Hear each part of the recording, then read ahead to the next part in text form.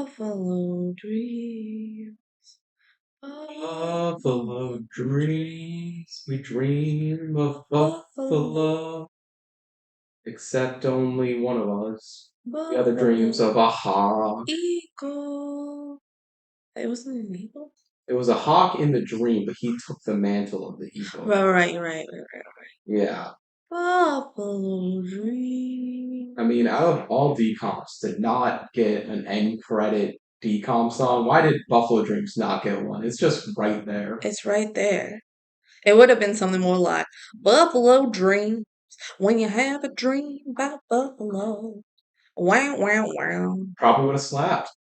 Would it have?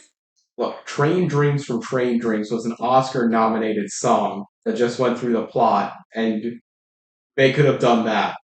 They could have done that. So, don't tell me it couldn't be. 13th year banger. Mm-hmm. The song, not the movie. Brink, come on, Brink. Dreidel, woo. They really just, why did they go away from the end credit song that sings through the plot? I don't know. They That's brought it such a back. tragedy. They brought it back with Train Dreams. Yes, famous Disney Channel original movie Train Dreams.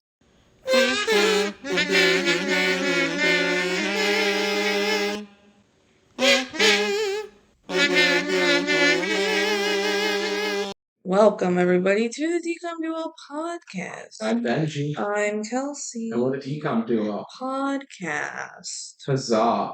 Huzzah. We watched Buffalo Dreams. We did. We certainly did. It's certainly a DCOM. And if you'd never heard of it, neither had I. Yeah. Out of all DCOMs, this is so middle of the road. Well, we'll debate about like its placement and everything here, but it's one of the most forgettable ones in terms of the lasting impact that it had. Mm-hmm. And maybe part of that is we're not at all in the cultures that they're really talking about. Yeah, but no one knows about this movie. It's one I never see discussed online. It's one I've never really heard anyone else talk to when I mention a Disney Channel original movie. Yeah. No one talks about Buffalo Dreams. No one. It's in the weird timing. It's a 2005 movie. Mm-hmm. So it's right before the Renaissance era of the High School Musicals. Right. And everything from then on. Right, but they definitely had hits at this point. But it's also after the 90s. Yeah, well, late 90s, yeah, early 2000s. They definitely had hits at this point. They had Xenon and Halloween Town. Yeah, oh my gosh, they had 54 before this. There's definitely hits in there. Yeah. But this one, very unremarkable. But was it a sleeper hit? Or do we think it should stay asleep? Find out, now. It is called Buffalo Dreams. You hitting the snooze button on Buffalo I'm hitting Dreams? the snooze. Because you want to last in the world so much longer? Exactly. Yeah. All right, well, thanks for listening. No, I think we can just get to the fact of... Well, actually, we got some fan mail to talk about first. Oh, shoot. We have actually 3 YouTube comments to talk through. Yes, on my, correct, Wouldn't Change a Thing full kazoo cover, right? Yeah. So thank you guys for listening to that. If you wouldn't checked it out, I published it with the last episode. Even though we talked about Descendants, I really wouldn't change a thing because I was like, what if I did the whole song? And it's actually doing decently well on YouTube. So maybe I'll release more of those if people at least kind of like it. So we've got from Nano Panda. I didn't know I needed this until I got it. Mm-hmm. Frying happy face emoji, heart emoji. Oh yeah. We got from Moofin07924. I accidentally clicked this. No regrets. Hell yeah. And from Lulu Pearson 7276. I swear to God, I can hear the words. So when I'm high praise for the video overall. Yeah, when I'm playing the kazoo, I kind of feel like I do the words a little bit. Kazoo is such a fake instrument. It is. You're really just singing into a little tube. It's a sound modifier. It's not an instrument, but at the same time, it kind of is. I'm definitely giving words as I do, especially when I'm singing a full song. I did the full song through twice with doing both harmonies, and I feel like I was kind of singing the words as I was going. I was feeling it. So For a low effort project, it was incredibly high effort. hell yeah, hell yeah. Um, yeah, I'm just like, all right, this time I'm doing Debbie's part. This time I'm doing Joe's part. And I pulled up GarageBand on my phone. It's very high tech work, you guys. So thanks for listening to that, and thank you for That's why we're commenting. the official DCOM Duo Exactly, podcast. exactly. Yeah, so if you guys have any thoughts on any DCOM or any suggestions of which DCOM songs you want full kazoo covers of, you could comment on YouTube. You could email us at the decomduo@gmail.com. If you've watched Buffalo Dreams, just like say, hey, I've watched Buffalo I've Dreams. watched. All you really have to say, because I'm like, so I actually done that. There's very few people out there who have, so I bet. Yeah. And if this is your favorite DCOM, oh my god, please tell us. I wonder. I feel like this has got to be in contention for like the least watched DCOM. Right? I Just mean, I feel like early we said Hounded was the most forgotten one. Buffalo Dreams is up there too. yeah, and Hounded is forgotten, but that one, like, if someone's a Shia LaBeouf completionist, Right. they would check it Or out. if they like Taj Mowry, Yeah, maybe. Like this one, who talks about Buffalo Dreams? we do for the next hour and a half. Hooray! All right, getting into the Buffalo Dreams factos, as alluded to earlier, released March 11th, 2005. It was the 55th DCOM, Whoa. basically halfway to where Yeah. we're at right now. And we are well over halfway done in our podcast, so crazy. This was directed by David Jackson. Hmm. He also directed Return to Halloween Town. Whoa. Neither are very good. Which one's better? I think Return to Halloween Town has a little more going on, You personally. really did not like this I movie. really didn't. I'm going to be defending this film while also not strongly defending a lot of it. My take on this film, and I'm just going to say it right now, is yes, it's boring, which Kelsey thinks is a cardinal sin, and I completely understand. Mhm. But it also, compared to a lot of the other boring, and also the serious DCOMs, I do feel like there's a heart to this movie. There was something that was there, and I'm not there to appreciate it. I don't know. I don't think it's a good movie even on its best day. I feel like it's everything that they're doing, like character wise and plot wise, is so half baked that it doesn't land. And at least Return to Halloween Town is like silly and I can laugh at it, Whereas this one is just like meh. That's how I feel about it. It's certainly something. Other things that David Jackson's done, he directed shows like One Tree Hill, 21 Jump Street, Miami Vice, Smallville. He was also nominated for a Directors Guild Award for this movie. Cool. Good for him. So Kelsey, if she was in that award giving body, would be like, no. And apparently most other people were too because he didn't win. Well, him getting nominated is an achievement. Mm. You have to live with that. Okay, why do you think I want the worst for everyone involved in this movie? Do you I not? don't. No. No. Okay. Well, that's good to hear if your name is Riley McClendon, aka our Josh Townsend. Main character. Main character energy. He was also in Eddie's $1 Million Cook-Off. Yeah, he was a little shit in Eddie's $1 Million Cook-Off. The little friend who's like, man, you can't cook. All the characters in this film are much more muted and realistic than they are in, say, Eddie's $1 Million Cook-Off. So it leaves such a bigger impression to me in Eddie's, where this is probably theoretically more of a showcase of his acting chops. Yeah. Yeah. He had a recurring role in The Fosters and Just Legal. He was in episodes of shows like Zoe 101, Days of Our Lives. He was a contestant on Holy Moly. Whoa, good for him. Not a celebrity contestant. His last credit was in 2020. Okay. So he's really not done much since. Yeah. Playing the co-lead, secondary lead, maybe. Thomas Blackhorse, the other guy. Yeah. This is a dude movie. Yeah. There's like only a couple women. Yeah. One doesn't talk. One doesn't talk until the end, so. I mean, she does, she signs. That's talking. Yeah. Is Simon R. Baker. Yeah, he does not have that many credits to his name. He has small parts in stuff like North of 60, Outlander, iRobot, Journey to the Center of the Earth. Whoa. Who's in 2026's Allegiance. Mm-hmm. And he's done some like nature documentary presenting and like award presenting. Oh, just how did he get those qualifications? He just does it? Yeah, people think he's got a good voice for it, I think. Oh, okay. Sick. Probably auditions like the rest of us. Oh, I thought you meant he was presenting awards specifically for nature documentaries. No. Separate. Got it. He's done award presenting and he's done nature Got it. documentaries. Got it. I thought you were like specifically he gives awards out for nature documentaries. I'm like, how do you get qualified for that? No, it's separate things, separate things. The biggest star of this film is almost certainly the role of John Blackhorse, the dad of Thomas Blackhorse. No, grandpa.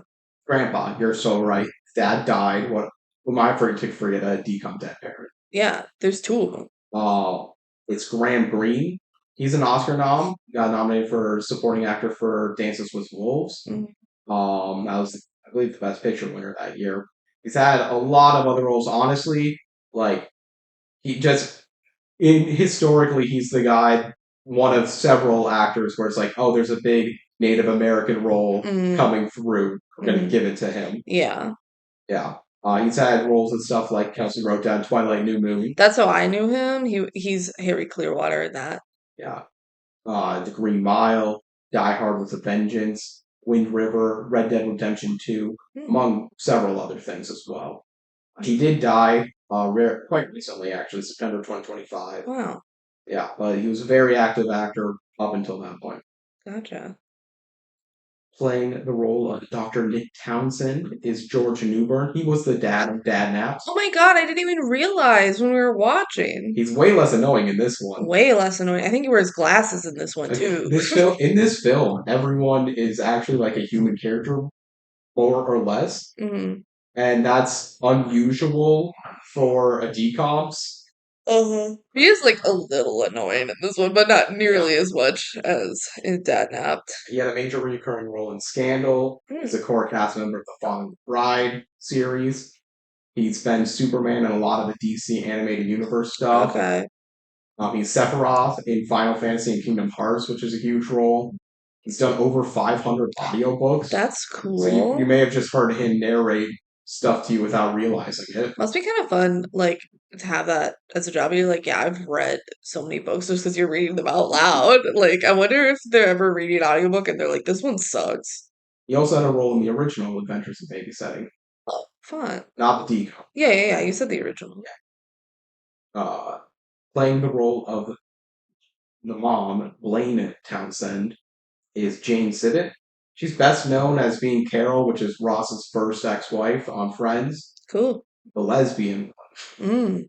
It's the plot of like the pilot or second episode. I've never watched Have you Friends. never watched an episode of Friends? I've seen like an episode of Friends, but not like Okay. really.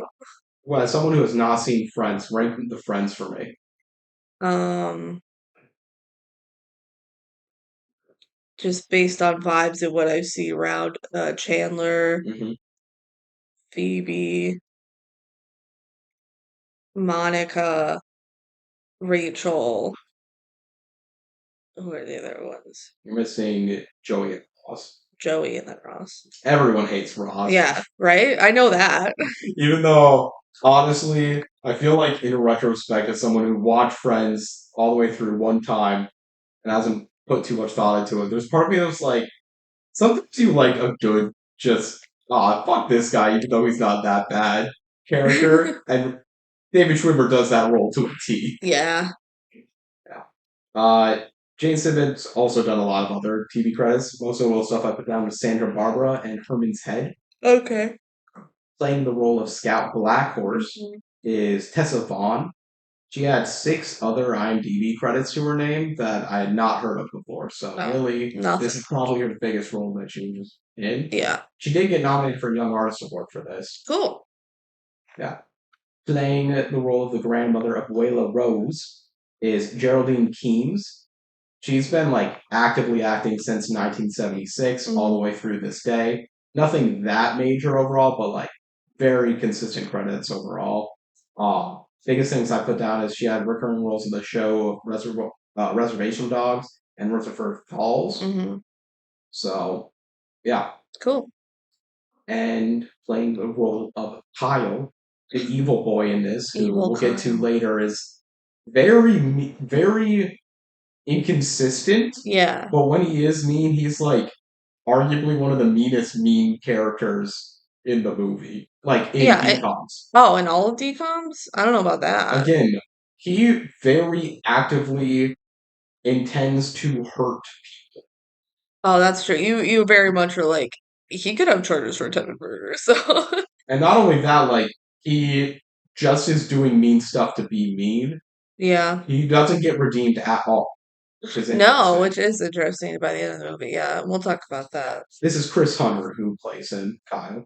Uh, he's main cast of the Noggin Teen Show. I didn't know there was such thing as like Noggin Noggin the Teen? Teen. It was called the N Weird. Oh show. no. It was a show south of nowhere. He's been on episodes of Phil the Future, That's So Raven, and the Amanda Show, but otherwise not that much. Okay.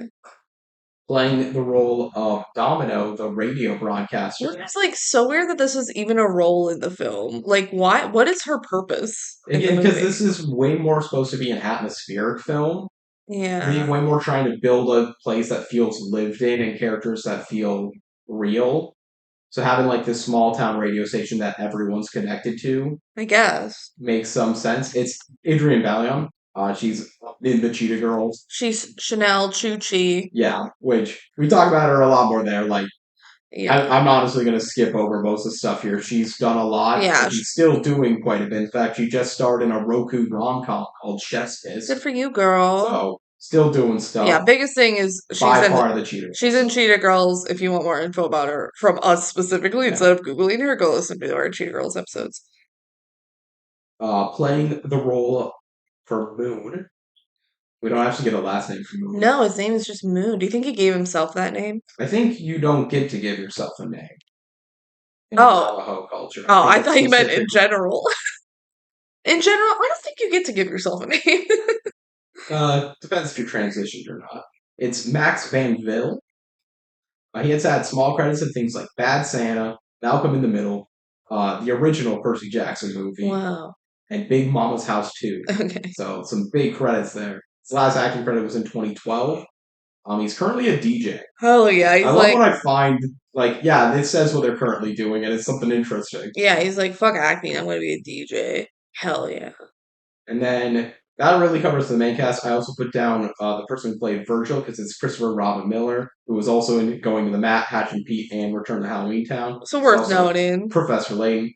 Also, like, I believe the Evil Boys, Goons, the one who plays JG, his name's Chris Wright. He was also in Read and Weep. Oh. And the actor for Wiley, Seth Packard, and he was also in Hatch and Pete. Well, So, like, a lot of DCOM connections in here. And yeah. the whole cast in here is a lot of, like, secondary stars on the Disney Channel, Mm-hmm. plus Navajo actors. Sick. Yeah. This was shot on location in Utah, Once again, not New Mexico. Utah pretending to be New Mexico. Yeah. The heck? And then I found a listed budget somewhere of $5 million, but I couldn't find a source to back it up. Oh, so maybe. I really don't trust it, Yeah. but I don't know how much a 2005 DCOM is going to cost, even though this one should be relatively cheap. Yeah. Yeah. You want to hear the Disney Plus description? Yeah, it looks pretty long. Yeah. 14-year-old Josh Townsend isn't happy that his family has moved from the city to New Mexico, and he reluctantly goes to work helping 16-year-old Thomas, a Navajo boy, with a buffalo herd. The work is exhausting, while Thomas, who can't wait to leave and go to the city, doesn't think much of Josh. He does try to explain the importance of buffalo to his people. Meanwhile, Josh, a terrific mountain biker, gets mixed up with nasty biker Kyle and his buddies. In an effort to curry favor with them, Josh takes them to a sacred spot, which Kyle and buddies proceed to trash. Not only does Josh feel guilty, but Thomas is furious with him. To teach them a lesson, Thomas's grandfather, John Blackhorse, sends the two boys on a vision quest with surprising results. Thomas dreams of being a warrior, hunting bison, taking care of his tribe, while Josh dreams of a hawk who encourages him to fly. Okay. Why did it give so It much gave detail? so much away. but also it's acting like, and then they did this journey, and that's the whole movie, and like totally They omitted missed the the final entire third race. act. And to It's be fair, the act structure in this film is wild. which if you're gonna give this away, why not give away that too? You're giving the whole freaking movie away. I feel like the dreams are so inconsequential for the movie. Again, reason like I'm less harsh on it because I would be with you right now is I feel like again it's supposed to be more of an atmospheric movie, which is not my type of genre of movie to enjoy really that much, anyways. But it's just trying to like speak of what it feels like to live in this area, build a fake reality to like tour for a bit for the It's hour and a half you're watching. it's boring. Well, a lot of places in life are. Well, you think with a movie it would have a more interesting plot. Well, it doesn't. Yeah. I Well, it tries like three different plots, so I can't believe they gave away that they destroyed the sacred spot.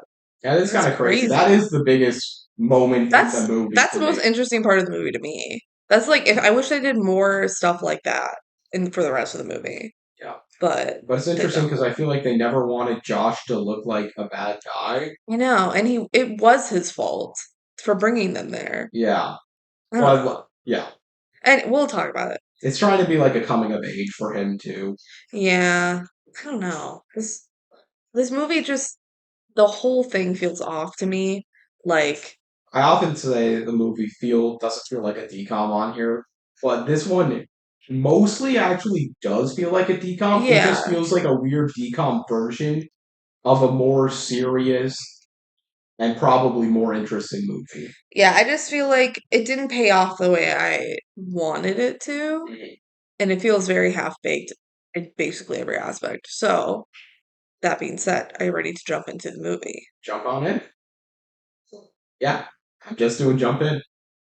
No, you said jump on in. You have to say I'm ready. I'm ready to jump into this movie. Oh, oh, that's not the bit. Yeah, well, the bit right now is that I'm saying jump in. That's a decom. It is decom. You can't say the same thing I did. Why not? This is copycat.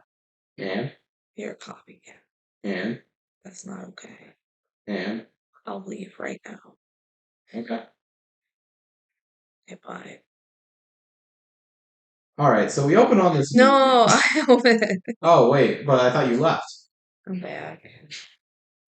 All right, so we open up on them driving in a car. They're moving to this New Mexico town, wherever. I don't even think they say what the town is. I don't think they explicitly say, It's near a Navajo reservation. which a lot of New Mexico is. Yeah. Um, I write Buffalo dreams be happening while Josh sleeps in the Yeah, car. it opens on Josh like sleeping in the car, and then there's Buffalo nearby, and that's the movie. He be Buffalo dreaming. He wakes up where, but where are the buffalo? What the heck? They're gone. Yeah, because he's no longer dreaming. Yeah. He was California dreaming, New Mexico dreaming. Buffalo, New York dreaming. A good one. Josh is not happy to be moving here in the middle of nowhere. And they turn on the radio and he's like, oh my god, yay, civilization. And it's Chanel from the Two Girls, Yeah, aka Domino in this movie. this is like it's a seems to be a small town that has one radio station, and that's Yeah. it. And she's also the only caster. Yes. And she's like, there's some new buffalo born on the preserve. And Josh is like, she's kidding, right? I'm like, what do you mean she's kidding? What, that the news is that there's new I think buffalo? that's like the news that they're Well, reporting that's on. exciting. Well, he's like, why are they reporting on like a murder or something? Well, you want there to be a murder? He does. Sicko? So then they make it into town. Mom's like, I used to relocate all the time as an army brat. At least here they speak Yeah, English. it's actually a sequel to Cadet Kelly. Yeah. But then a guy speaks Navajo, and it's like, do they? And then they go into a store, and like the joke is that they have a ton of jerky and aloe, and that's like what the Navajo are into, I I guess. think it's more the fact that there's like 20 types of jerky Yeah. there, and it's like a culture shock. And she's like, "Do you guys want bread?" And they're like, "No." And so she rings them up for bread and puts it in their bag. And she's like, "Do you guys want jerky?" And they're like, "No." So she rings them up for jerky and she puts it in their bag. And then she's like, "Do you want batteries?" And they're like, "No." And then No. she doesn't give them the batteries. Yeah, she's like, "Wow, you guys are gonna regret that." And they do later. Yeah. This is Abuela Rose, by the way. Yeah, it is. They get to their new house. Josh immediately goes looking for something. He's like, "Where is it?" Spike. He needs his bike. Um, I don't know if he got told it was a bike specific. I think it was like, there's a surprise in the house for you, and it's a bike. I mean, he knew immediately when he saw it. So I thought he was looking Yeah, specifically for a he's bike. into mountain biking. He This loves it. movie is like 50% a sports movie, and that's not saying like 50% of the plot is about sports. It's like halfway to being a sports movie, Right, yeah. despite the climax of the film being a sports It's crazy competition. because it's like, yeah, this kind of is a sports decom, but you never would consider it that because that's not really the point. But it's the only decom that covers like mountain biking. So, Mhm. and they have a race. So I guess. But yeah, we learned that Josh is going to be working at like the lab, the research center with his dad. And then Josh leaves on his bike down the road and he's like commentating for himself, like, oh, he's in the big race. He's mountain biking. We learned that later in the film that Josh has never done a race before. He just like, he's a He's kid. just into it. Yeah, It's just, he likes biking. yeah. And he almost smashes into a big glass pane, but he like breaks in time. But then it Yeah, two breaks people anyway. holding a glass plane like a classic comedy bit. Yeah, and he doesn't hit it at all. He breaks, but then it breaks anyway. And he's like, wasn't me. And I'm Yeah. like, yeah, you're right. It wasn't you. I don't know how it broke. They were just tensed into it too tightly, Or maybe. maybe he kicked up a pebble. I don't know. But he said it wasn't him. Wasn't it? That night, there's a thunderstorm and the power goes out.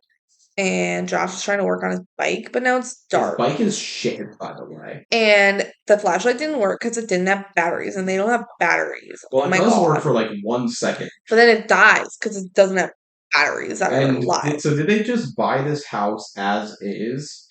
And there was a flashlight in there? Or Yeah. what? Maybe they're his company, because it's a big science space company, Maybe. is like building company housing. That's crazy. Or maybe they just He's gonna packed a find out flashlight. later. They could have just brought a flashlight Yeah. and had it unpacked. I don't know. New day, lots of nature happening. We see Navajo guy and a woman give a blessing. I think it's the grandma and grandpa. Yeah. They're the only other two characters we see. The only like Navajo characters other than the kids. So Mhm. um yeah, they give a blessing about letting the beauty be all around. And we go back to Josh and he looks out like a telescope Yeah. thing. For some reason on their deck, they have one of those, you put a quarter in Yeah. to look at something from a high place. I mean, it's presumably free, but It they just is installed one of those. interesting, but it's like you look out and it's just like fields that go on for miles. So it is kind of Yeah. cool to have one of those there, I guess. But like, did they bring that? Was that just part of the house? Maybe it's part of the house. I don't know. But we see a blonde kid dancing around the field. Mhm. So Josh bikes down the road. He runs into a pickup truck, and we see Thomas for the first time. He comes out and says, "No riding here off the trail. No dirt heads allowed." Yeah. Eh. Is a great first impression. Just be like, get off my lawn. But like, also, Yeah. it is a nature preserve, so get Yeah. off his lawn. Get off. And then Moon and Scout come up and they introduce themselves. It's really like Moon introducing them. Moon is the yapper of the group. Yeah. Moon is a white guy Blonde. obsessed with Navajo culture. Yes. And he's like, this is Thomas, son of, what's his grandpa's name? Black Horse, John Black Horse, John Blackhorse, thank you. I couldn't remember the first name. grandson of Yeah, sorry, grandson of John Blackhorse. He also, yeah, he gives a history of their families and their tribes. And Josh is like, I'm Josh. And Thomas goes, I'm not interested. Because he's so like emo, kind of like, man, I don't care about this stuff. I don't care about you, Josh. And then Moon and the other two start singing, Lean on You me really have this kind of like when randomly. you're not strong, and I'll be your friend. And a little baby buffalo comes out and just goes right in the back of the truck. And they're like, this is the only song that works for the buffalo. They just like, the baby came to it, but for the rest of the movie, the buffalo like just chill and walk away. It like calms them down and gets them to do the right thing. I don't No one know. really knows why. It's not very explained. They say that's the only song that works. The subtitles list us as somebody to lean on, which is not the song. Not that's what the song is called. It's also funny that they say like we tried every song we knew, and this was the only one that worked. Like, why were they like, how do we get the buffalo to move? Let's try singing. Yeah, I'm like, are they trying down with the sickness? What? Ah, man, I can't believe it didn't work. Because it's like a pretty easy to sing song, thankfully for them. Yeah, it'd be funny if it was like Happy Birthday or something. I'm surprised like they were cool to sing this song in the movie. They didn't go like royalty free. Yeah. I mean, maybe the rights to lean on me is easy, or maybe the rights to somebody to lean on is Yeah, they just cheap. titled it differently and didn't get caught because no one watched this movie. So the Oh yeah. dad, Also, notably, Scab doesn't sing. yeah, yeah, I yeah. don't know if we mentioned. I didn't because I didn't even really realize at the time that she Yeah, wasn't she in singing. like the earlier scene when the grandpa is speaking Navajo was signing there Yeah, too. she was there. She was doing sign She language. is mute. Hmm. Yes. So Dad and Josh head to the lab for the first day of work. It's the research center. I just kept calling it the lab because it's easier, right? But it's like a research center. Yeah, he works space stuff, satellite stuff, Yeah. for like based on some things that we're hearing, kind of like as an environmental thing. I don't It know. sounded like that based on a conversation we heard later, but it's pretty vague. I mean, this is, I think, a pretty common thing to go take up some mostly desert territory to be able to Hmm. get further away for research, Yeah. better insights and angles on star stuff. Yeah. I mean, that's why Area 51's in New Mexico. Right, You want to right. find the aliens at the core. Mhm. Of course. So they hear the radio again, and Domino's interviewing like the vet and Jean. Oh, the caller's name is Jean, and she's like, "There was a buffalo that charged my truck." Yeah. It's stupid. This girl is like a side plot that does just continuously come back. Jean, she comes back a couple times. Yeah. She hates the buffalo. Well, she is mad that they're hurting her. But Yeah. yes, In town, Josh sees some biker dudes, and they bully Thomas, and they say, "Adios, amigo." Yeah, just keep walking, man. And Thomas he's just just like, like grabbing feed, yeah, he's just ignoring them. At the lab, Dad speaks nerd, and he's very excited to do science. geeking out. Yeah. They meet Virgil at the lab. It's like the one scene Virgil is in. And he's going to show Josh around. And Josh is not excited. And then he puts Josh in a room and says, "Make copies of all these files on this cart." And so Josh does that. And he doesn't like doing it. Nope. He scans his face at one point. Yeah. It goes through just a whole montage of him just. It's a windowless room that he's just scanning papers in. Pretty boring. Yeah, I don't get. I completely get why he doesn't care for the job. Yeah. At the store, Mom buys batteries because of before it didn't work and they need batteries, a flashlight, whatever. The lady, which is Abuela, talks about how they protect the buffalo and restore the herds. And Scout is also there, and she's like doing sign language. I mean, yap about Josh. They're like, Yeah. ah, oh no, if Josh is gonna like his job at the Hmm. factory of science. Yeah, and Scout's like, Josh should work with the buffalo instead. I'm Yeah, like, Scout who oh. saw Josh and everyone kind of hate Josh on their first interaction for no reason. Yeah. Oh. I don't know why Scout's like, yeah, you should work with us on the buffalo thing, but she does. Mhm. Oh.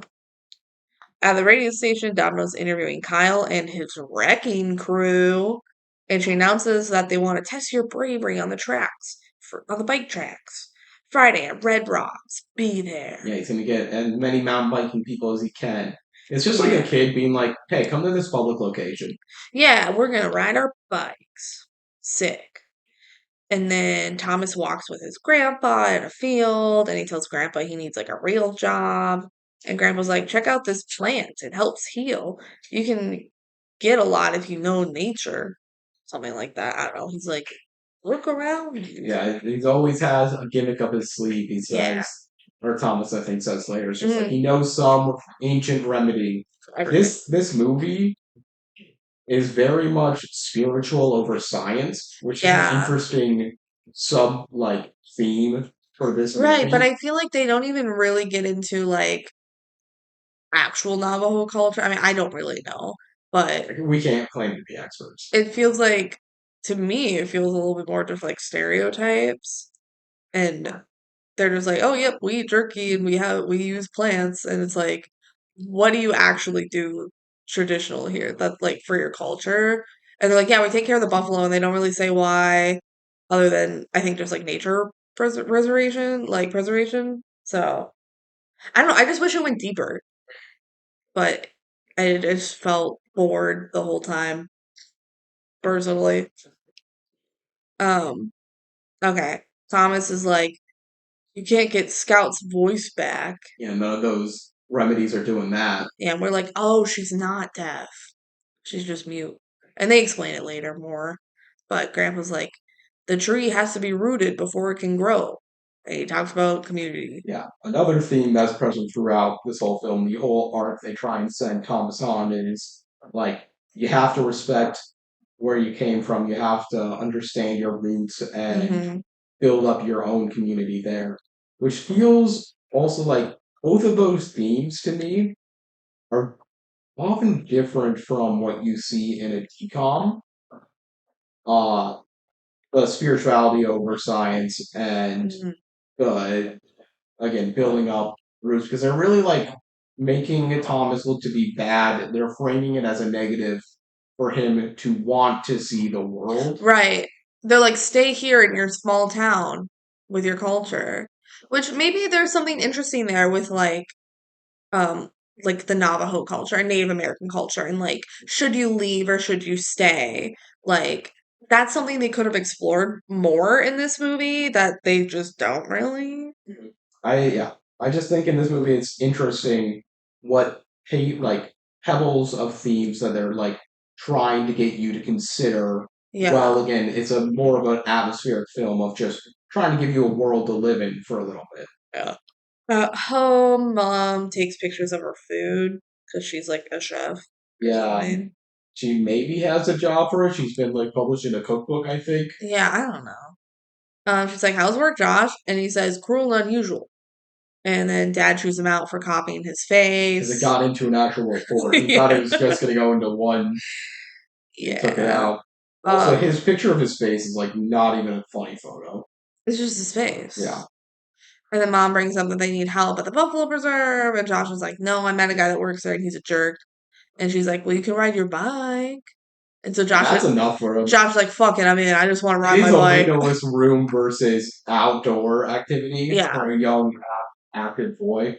he's a young, active boy. So yeah, cut to him riding his bike going to work with the Buffalo Squad.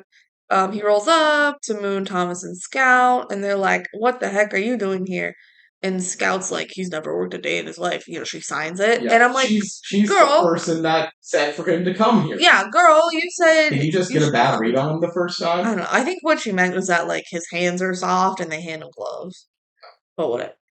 Um, And they're like, you gave him a job at the lab, or you gave up a job at the lab to be here? You're nuts. And he's like, I'd rather be riding my bike out here free. And they're like, and Thomas specifically says, this isn't free. I have to work here. Yeah, it's like just a question. Do you want to do hard labor or boring labor? Yeah. Later, they keep driving away from Josh as he's trying to get inside, which is like kind of funny. And then they finally let Josh in the truck. And then they go to work on a fence. And they want to keep the buffalo out of the town. I don't know.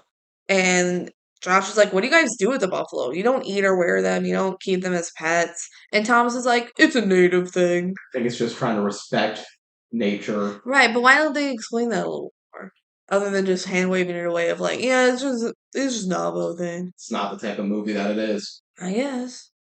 And then Josh has to pee, so he wanders off and ends up in between like three buffalo that must have just walked up as he was peeing.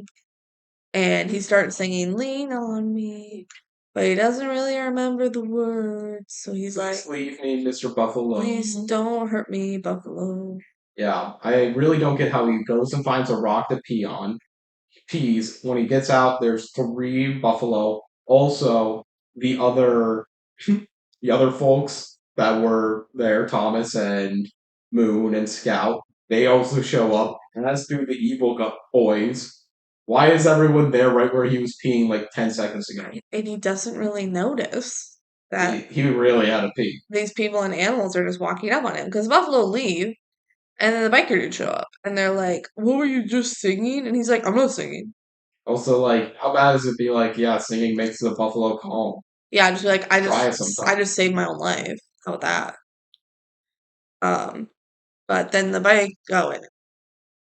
And then Josh says, "You shouldn't be here. This is for the buffalo."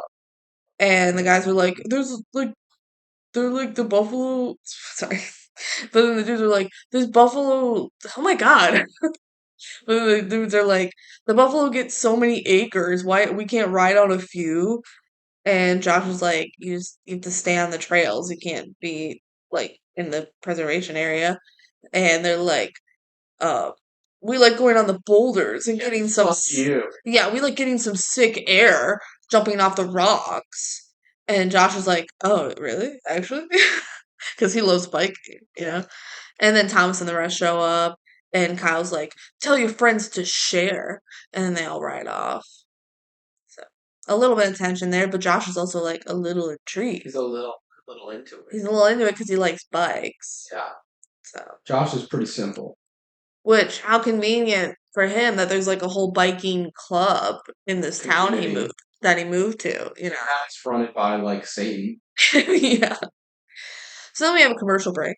And then we come back and there's a storm brewing. Storm a brewing is what I wrote.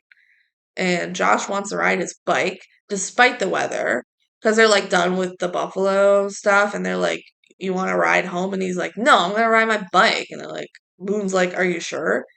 But Thomas is like, "Yeah, let him." So Josh bikes home and the storm starts. So it downpours on him. But he gets home and he's wet. And we see him in the bath. And he's Just tired. exhausted from the day. Bath scene number 1. There are several. There's several. They love showing Josh bathing for some reason in this movie. I don't like it, but whatever. Now that we see some buffalo in the field, the truck is going down the road, but there's a fallen tree, and Josh is like, "Let's burn it." Like, I don't know if he meant somewhere else or right here. I think he may have meant right here. Like, that's the most efficient way to get rid of a tree in the Yeah. road. He's like, "No, we can't do that. We're trying to preserve, not destroy." And then Moon goes on about the sacred land, even though, like, his ancestors are Danish, probably. So it's like, what do you know, Moon? But he knows a lot, actually. And later, Josh says, "Put a fork in me. I'm done." Yeah, believe it or not, he chose physical labor, and it's laborious. Yeah, and they're like, "Not yet. Look at all those buffalo out in the fields. That's why we're here." And Josh is like, "Whoa, cool." It's just like, yeah, it's pretty nice to see the animals I'm doing all this work for, but also, I'm tired. I Yeah. just want to bike. They're like, "Whoa, buffalo." This movie's so boring. Like, I swear, like, half hour into this movie and, like, nothing has happened. What's happened? Not You really. it's not a standard plot structure. It's boring. You can complain about it being boring. I just would say stuff has happened. Hmm. Like he switched jobs. I guess. But what is he doing now? Like, I don't know. We're not even seeing them do anything interesting. Later at the bike shop, Josh looks at bikes and Kyle shows up and he's like, "Don't get too attached to that sick bike. It's mine. I just bought it." Literally just got it. I literally just Damn. bought it. It was probably too expensive for Josh anyways, even though his dad's rich. Is his dad rich? He's like presumed to be a higher up at that science company. That's pretty cool. It's a nice place. Yeah. And then Kyle's like, "Come ride with us. You get stiff working on the res all the time." And Kyle's like, "I don't like them." And Josh is like, "Do you have a team or a club or what?" And I don't know if I think I wrote this. I wrote it feels more like a gang. I don't think Little Kyle said biker that. gang. Yeah, I don't think Kyle said that. I think that was just my internal thoughts.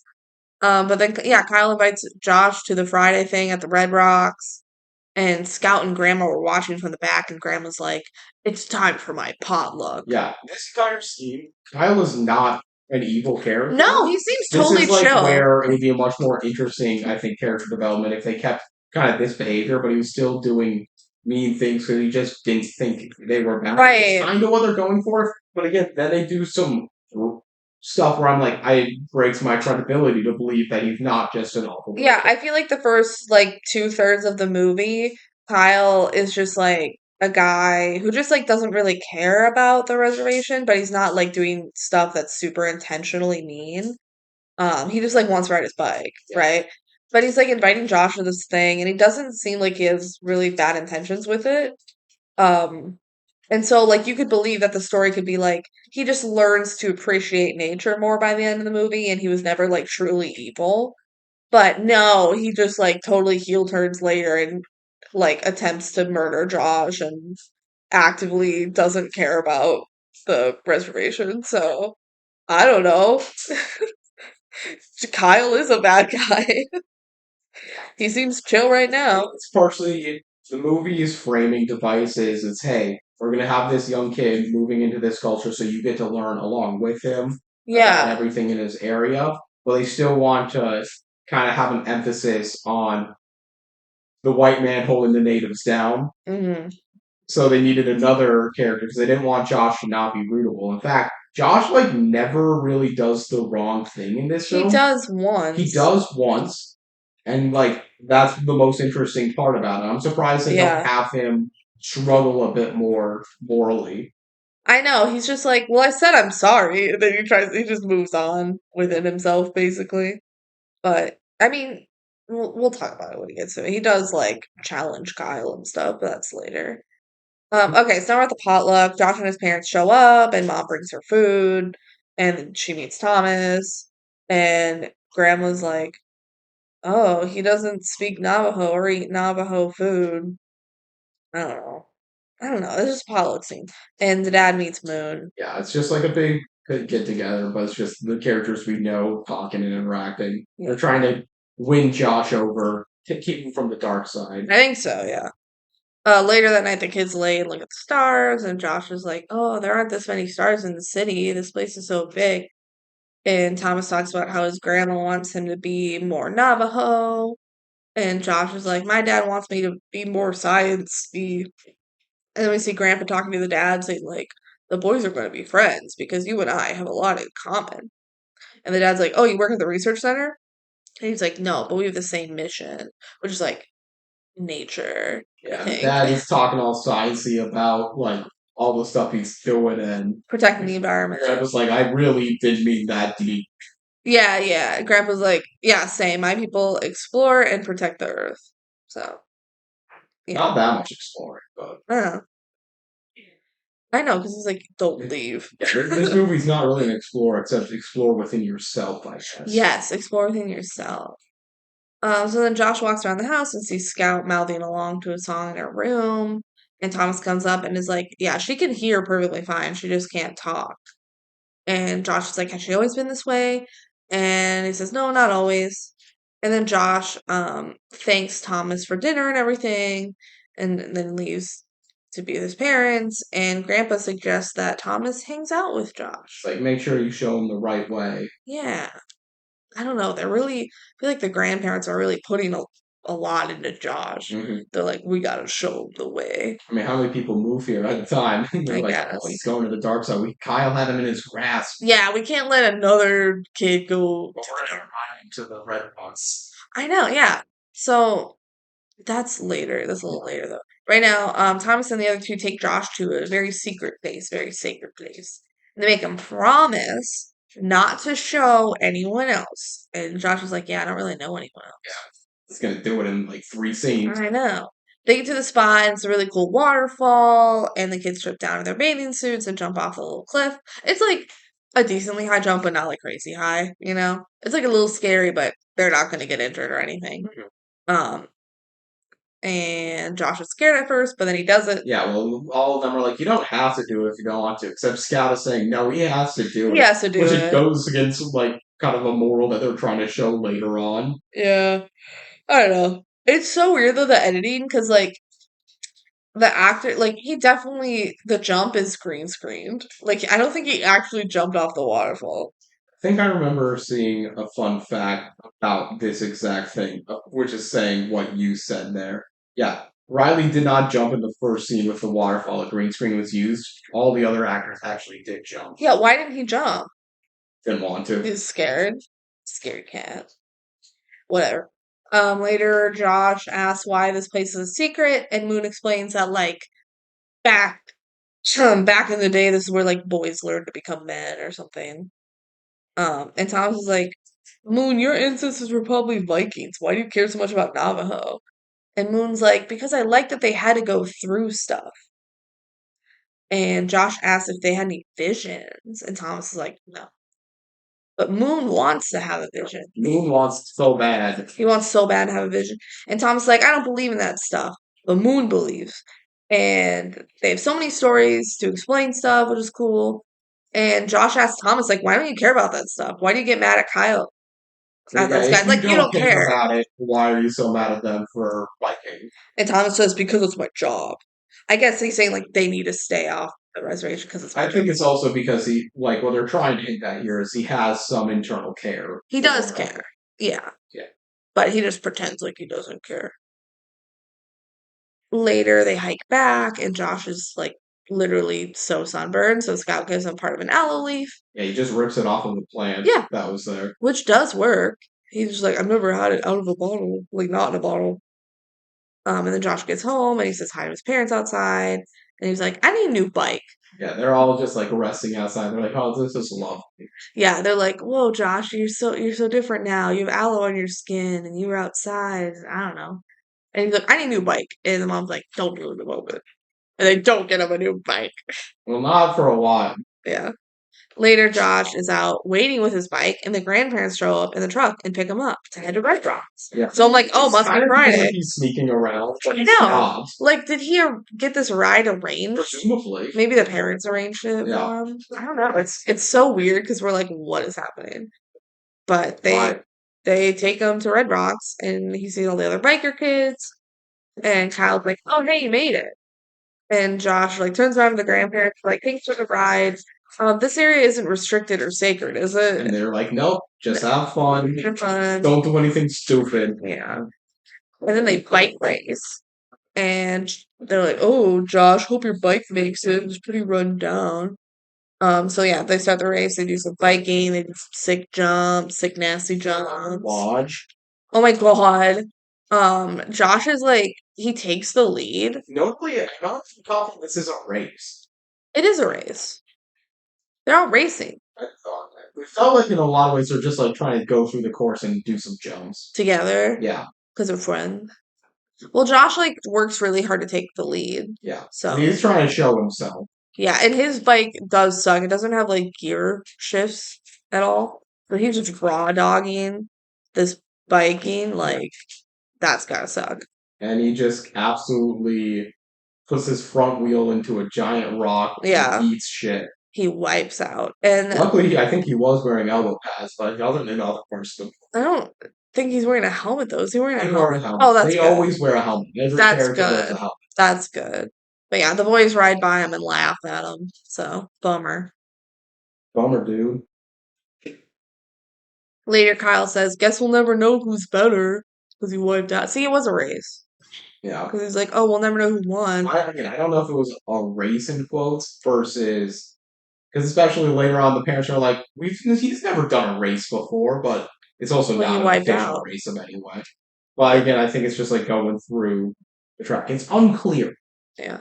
So the boys are like, oh, it's so hot. We want to cool down the water, but the public pool is so crowded, blah, blah, blah. They just say, let's go get a dip in the public pool. Like, oh, it's crap. But they're still planning on doing it. It would have been completely fine. Yeah. Well, I think they were like, no, let's just not do it.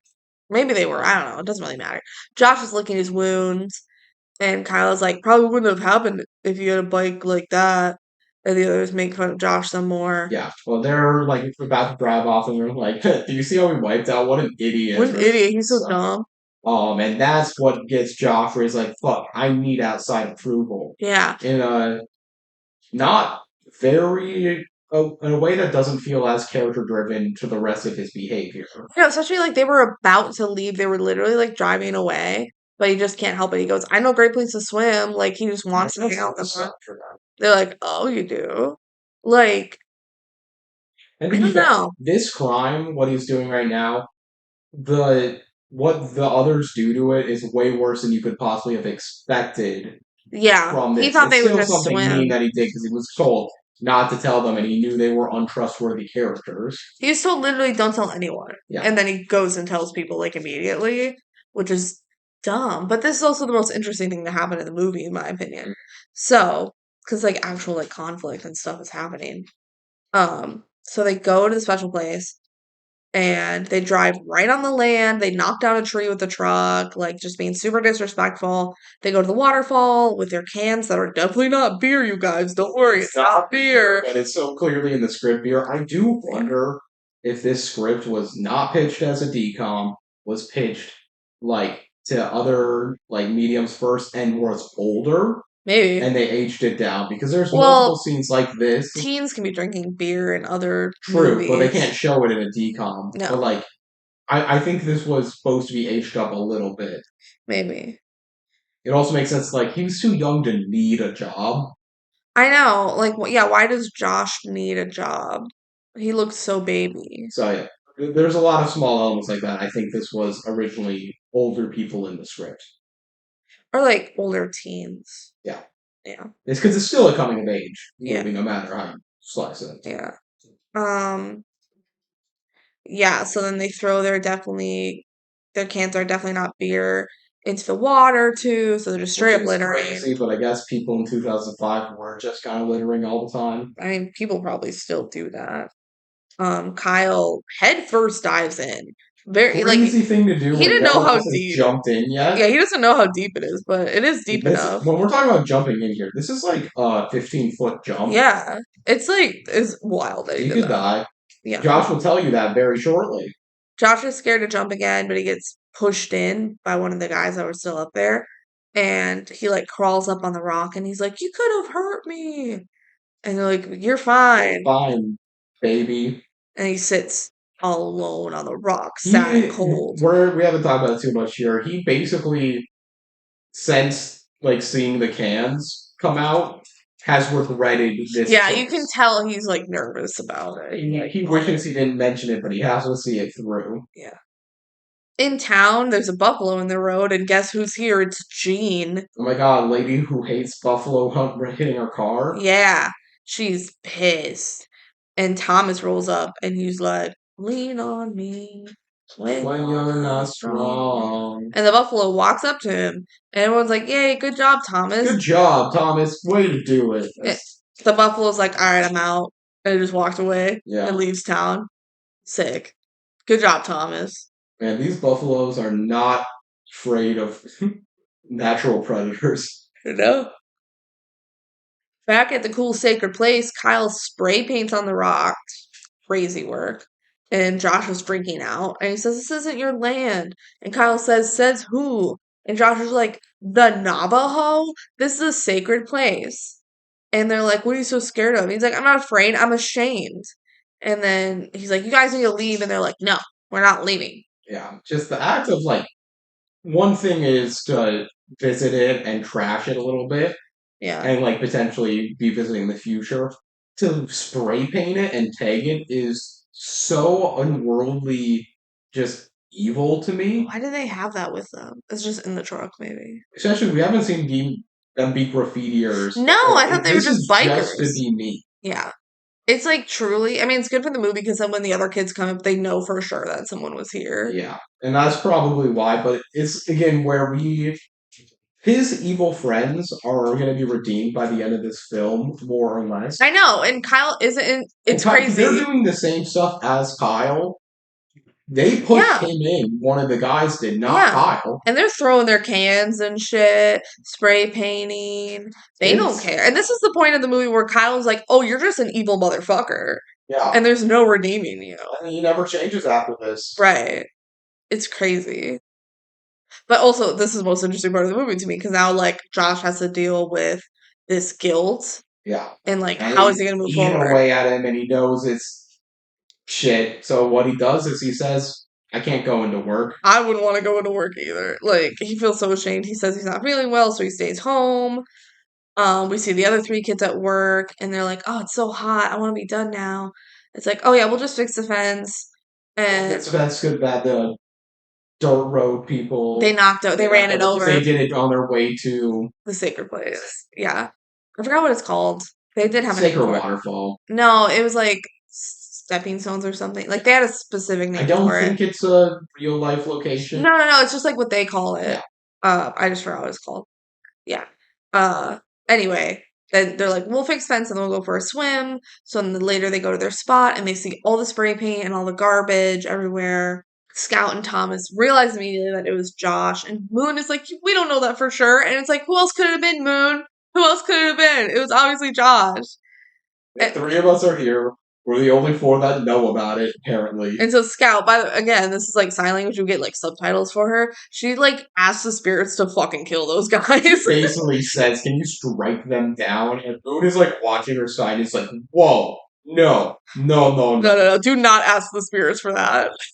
Again, this film rarely tries for a comedic moment. I like that. That one was funny. That was like probably one of the only times I like thought the movie was funny. And again, it's not trying to No, be a no, funny it's movie not. basically ever. It's not like one of those silly, goofy, we're doing a bunch of gags to get laughs DCOMs. It's like actually a more serious DCOM. It's a melodrama, Yeah. atmospheric coming of age movie. Yeah. So don't worry about me being like, I actually laughed at that point. It's just because I'm bored most of the movie and I'm like, oh, I enjoyed that part.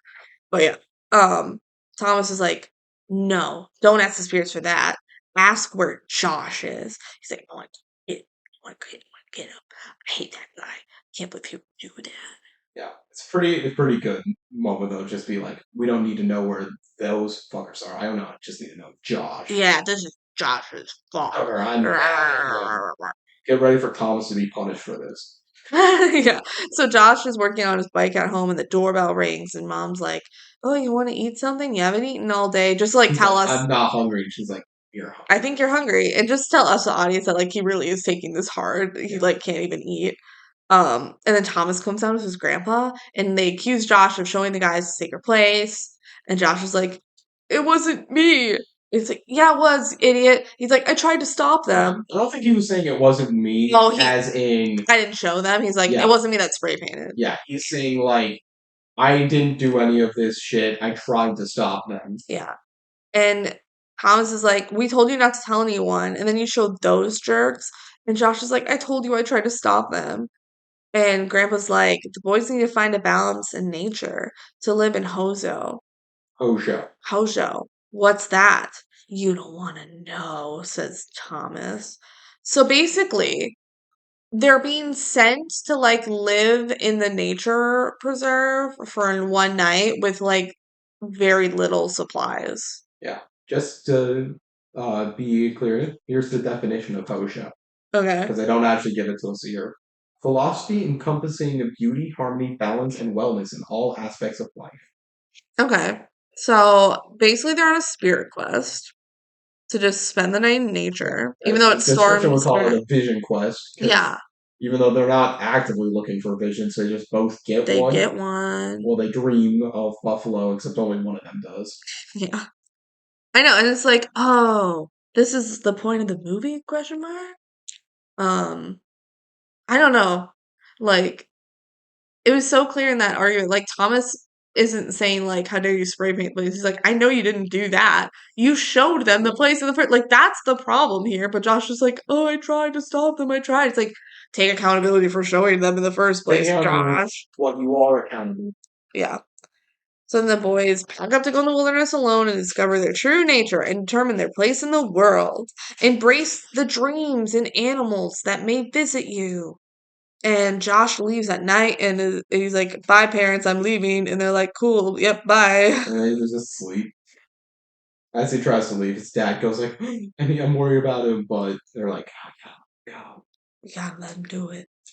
And then Grandpa takes Josh and Thomas out and gives them like kind of a pep talk of like, all right, this is what you're gonna do out there.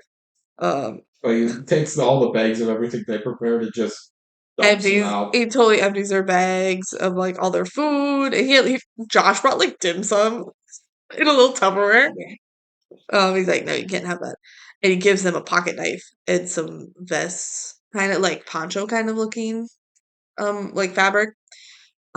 And he's like, look after one another. Bye. I'm out. This is kind of a insane thing, but like, this is just so not my opinion at all to be like, oh, you're gonna figure out how to live with each other by going and just camping with no supplies for a day.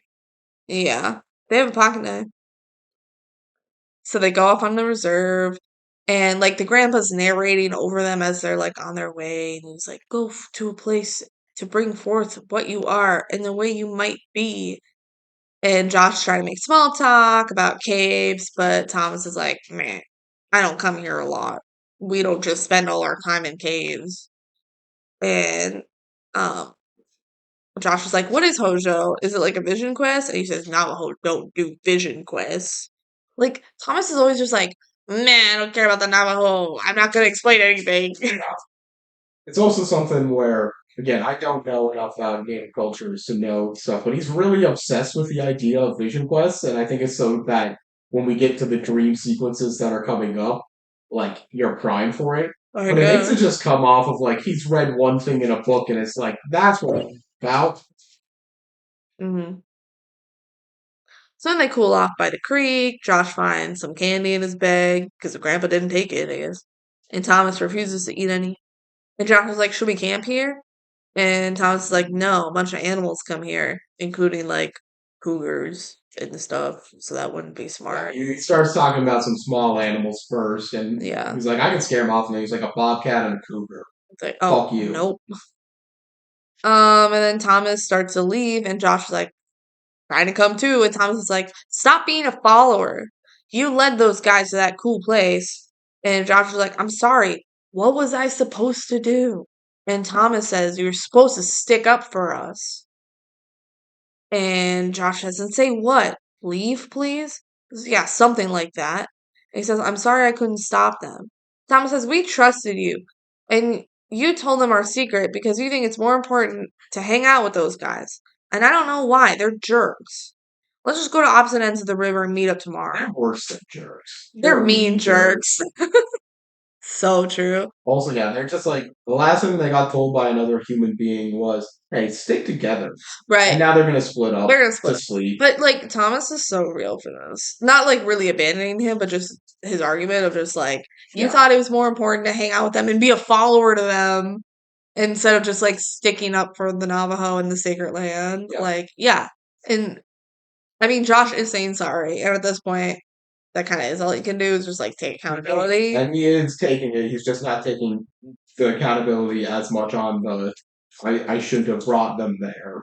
Yeah, Uh, I know he just keeps saying like, "What was I supposed to do?" I'm sorry, I tried to stop them, and it's like the fact that you brought them there in the first place is a problem. So I don't know. I it's feel not like like you found them there on. They found it on their own, and they were doing it, and you couldn't stop them. right That's a different argument completely. I feel like he never really takes full accountability for bringing them there in the first place, which is a bummer for this movie. But whatever. So they go their separate ways. Josh is scared of a snake. Thomas throws some rocks. Pretty enthralling footage. Yeah. Josh finds a feather, puts in his ear. Hmm. Whoa. Finding yourself. It's the bird. Yeah, and then he finds some berries and he eats them, no questions asked. He's just like, yep, I'm gonna eat Oh, these those wild berries. berries. I'm gonna eat those. Thomas collects some sticks and then Josh throws up the berries. Kelsey, when we're watching, goes, "That's dangerous. You shouldn't do that." And then immediately gets rewarded. Yep, he throws up. You can't just be eating random berries if you don't know what they are. Thomas has a fire going, and Josh also tries to start a fire with some matches, but it doesn't work. So both boys take out their knives, like kind of have it next to them in case animals come up. He's like stabbed the ground so they can instantly grab him. Yeah. Like, is that maybe? Just to have it like ready to go immediately. I would probably just have it in my hand. I think at one point they do just kind of put it in their hand. And they hear animals and they hold on to their knives. So then Thomas sees the stars form into like a staff in the sky. Whoa, he's having his vision quest, his dream. He's like tripping on something. He's having a buffalo dream. He's transported into a dream with Scout, and he's told to bring the herd back to the people and bring health. And he's like, that's not my problem. And this random dude is like, it is your problem. This land is a part of you. And then he turns into wind and ends up in a different field with the buffalo. And he tells Scout to talk to the buffalo. And then Thomas asks why. He asks the buffalo, why am I out here all alone?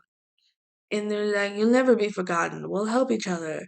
And Thomas uses his staff to make it all colorful again because it was in like black and white. It's like trying to bring the buffaloes back. Yeah. This dream is very interpretive. Oh, both are. Even the second I feel one, like the second one is way more like direct. it's more direct, but it's still interpretive. Yeah, this one is really interpretive. Yeah.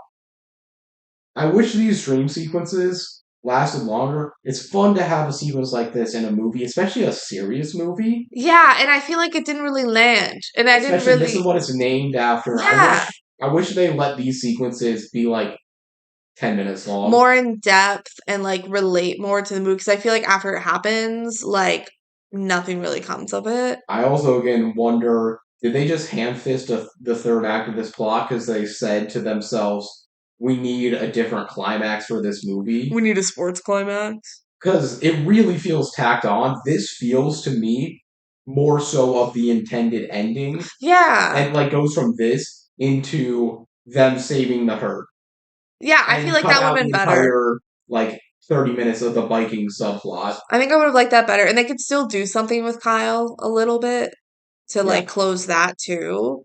But it didn't have to be like, I challenge you to a and race. I wonder if that's like a script rewrite thing because it feels like that would flow way more naturally. Yeah. And then they were like, no, we have to fit this into be more of a DCOM, have that very classic DCOM sports ending. Yeah. I wish this like Hojo quest mattered more Yeah. than The it description does. makes you think this is the end of the movie. Right. Because then they just stop describing everything that happens in the description. But yeah. All right. Now it's time for Josh's dream. It starts with a hawk flying and landing right next to Josh, and he pets him, and the hawk is like, "Thank you, I, thank you." I am the hawk. Josh is like, "This is too whack. I'm gonna go home."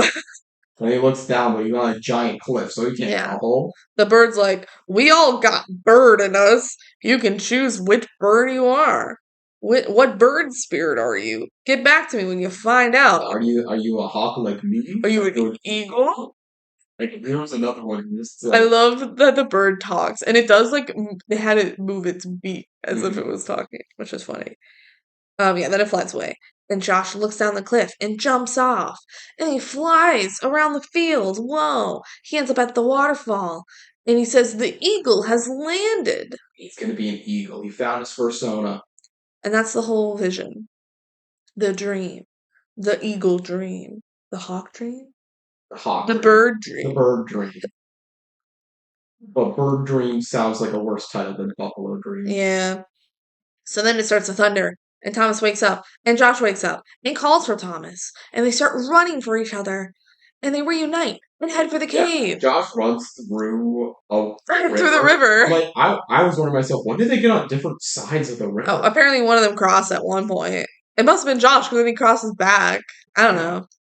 know. Yeah. So they head for the cave to take cover from the storm. And Thomas gives Josh some jerky. And he's like, I had the weirdest dream about a talking bird. And then I flew like an eagle. Steve Miller Man. Thomas is like, oh yeah, the Navajo love eagles. I dreamed about buffaloes. Or buffalo. Buffalo is the plural of buffalo. Yeah, yeah, yeah. And I was a hunter and Scout was there. And Thomas says, I'm tired of being Navajo, but I can't leave Scout or my grandparents. My parents left here. They died in a car crash on their way to Seattle, which like he brings this up. And it's interesting to me that he also wants to leave though. Yeah. Even though you'd think like his parents dying literally on the way out would scare him a little. I mean, car crashes are something that you can get over in lack of better words. It's trauma's different for everyone else. Yeah. And it's not like the act of leaving really killed them. It was they were I in mean, a a little car bit. crash. You could believe that as a Yeah. child, at least. Like, Well, maybe that's what Scout believes because she's stopped talking since then. yeah. Josh is like, I'm sorry, it's gotta be rough on you. And he says, yeah, it's tougher on Scout. That's why she stopped talking. She hasn't spoken a word since then. And he's like, well, what did the doctors say? He said, nothing. And Josh says, what a wild place. I mean, he's trying to transition off the topic, I think, Yeah. but he's also just like, damn, what a world. What a world. It's cray cray. Doctors don't have a reason, I guess. Yeah, she's just choosing not to talk. Yeah. is what it is. Selective mutism. Yeah, I think that's a thing. Yeah. That's a diagnosis. Yeah. Back at Josh's place, he takes a shower. Wow, another bathing scene for Josh. They love showing him like naked from top up and in a bath or a shower. I don't know why they do this so many Again, times I in think this it's movie. just trying to get at the exhaustion of it. It is weird how often it happens. It happens like 3 times in this movie. It's not 4. Yeah, maybe. And then he heads off on his bike and he sees Kyle and his gang. And they go, man, we glad to see you. We were just trying to remember where the waterfalls were. Fucking idiots. Like, why do you think that's gonna work? Or does he not think it's working? He's just like egging him on. I can't believe they don't remember where it was. They're fucking dumb. It really is stupid that they don't remember. It must be like hard to get to, maybe. I mean, they've only been there once, but you think like they drove there and then left there. Like you think they would remember. They just can't find the waterfall again. Kato might just, thinking about all the trespassing he does in this movie, he might be the DCOM character that's committed the most crimes in a film. Yeah. It's probably Active not crimes, true. yeah. There's like actual supervillains. Yeah. But like for stuff we see on camera, it's crazy. How convenient for Josh that they don't remember where it is, and so Really they is convenient. never have to worry about them showing up again. Like you can keep this plot going. It's like they show up to the waterfall again, and you have to be like, Yeah. I feel like that's where the scene should have happened. It's Feel like where the movie's going. maybe Josh. This is what I would have done. Josh goes to the waterfall with like cleaning supplies to try and scrub the paint off the rocks, and he sees Kyle and his gang there again. He's like, "You guys need to leave," and they're like, "No," and he's like, "That's it. I challenge you." Yeah, that would make more sense. Thank you. I should have written this movie. No, not actually. Um, but yeah, Josh is instead what happens is they just kind of run into each other and Josh is like, "You need to clean up the mess you made." And they say, "No, we want to swim." He says, "No way, it's private property." And they say, "Get over it." And Josh says, "I'd rather settle it." "Oh yeah? Yeah. Me and you, one-on-one race." And Kyle's like, "If I win, I'm gonna ride, win, and where I want." And Josh is like, "If I win, you have to get lost. Bring it on." So they're setting up the classic DCOM, Brink, Johnny Tsunami, race for Yeah. glory finale. Yeah. This one is the most stupid of them because neither side has any true incentive or Well, stakes. Kyle doesn't remember where the waterfall is. Yeah, but you think Josh is going to show him if he loses? No. But I think what Kyle is saying, like, I get to ride on the reservations and you guys are never going to bother me about it But again. they are going to bother. But I don't believe that either side is holding up to this field. they probably won't, but they're going to pretend like that. That's what Kyle thinks. Is like, oh, they'll never bother me again. And Josh is like, and they'll fuck off if I win. So they both think that the other will, like, keep up. I just with don't it. believe that either of them should be thinking like that. Well, From the characters that we see. they respect the bet too much. They'll fuck off. They're like, yeah, he beat me fair and square. I don't know. Josh goes to see the grandparents and he's talking to the grandpa and he's like, "Oh, Thomas says you have a remedy for everything. So like, do you have anything that'll get me into shape?" Yeah, he's like, drink this green shit. Well, he says, "What kind of shape do you want to be?" Oh, someone's at the door. This just in, Ben has showed up at our house and he's gonna join us for the rest of the episode, unprompted and unprepared. Whoa, I saw Buffalo Dreams like 4 years ago. Yes. Did you enjoy Buffalo Dreams on the rewatch? No. Not really, actually. Benji appreciated it more. No, well, okay. My opinion on it still went down on this view. Okay. But I do still think it has more value than you think it has. I'll give you a Okay. quick recap. So, Josh and his parents. Wait, Kelsey, just read Have I the seen- description. Oh, you're so right. Okay. It Okay. actually describes literally every plot point of the movie up Okay, until this perfect. point, which is I remember he goes to like a convenience store. There's some food. Yes, he does. 14-year-old Josh Townsend isn't happy that his family has moved to from the city to New Mexico, and he reluctantly goes. This is a long description. I know it's so long. It's literally going to catch you up on everything. He heroically goes to work helping 6-year-old Thomas, a Navajo boy with a buffalo herd. The work is exhausting, while Thomas, who can't wait to leave and go to the city, doesn't think much of Josh. He does try to explain the importance of the buffalo to his people. Actually, he doesn't do that. Whatever. Meanwhile, Josh, a terrific mountain biker, gets mixed up with a nasty biker, Kyle, and his buddies. Okay. And in order to curry favor with them, Josh takes him to the sacred spot. Remember the waterfall? Mm-hmm. And Kyle and his buddies proceed to trash it, and they like spray paint it and shit. Not only does Josh feel guilty, but Thomas is furious with him. To teach him a lesson, Thomas's grandfather, John Blackhorse, sends the two boys on a vision quest with surprising results. Thomas dreams of being a warrior, hunting bison and taking care of his tribe, while Josh dreams of a hawk who encourages him to fly. And then it said, fuck the rest of the movie, we don't need to explain the third act, which is what we're doing now. Oh, okay. Josh goes and challenges Kyle to a bike race. Okay. To, like, basically be like, you have to fuck off if I win. It kind of fits this DCOM to have just a random guess of the third act. That's kind of how the movie feels. Yeah. Alright. Yeah, welcome, Ben. So, yeah, okay, so now Josh just went to the grandpa being like, oh, do you have any, like, special juice to get me into shape? And the grandpa's like, what kind of shape do you want to be? And he says, I just want to be ready for the bike race.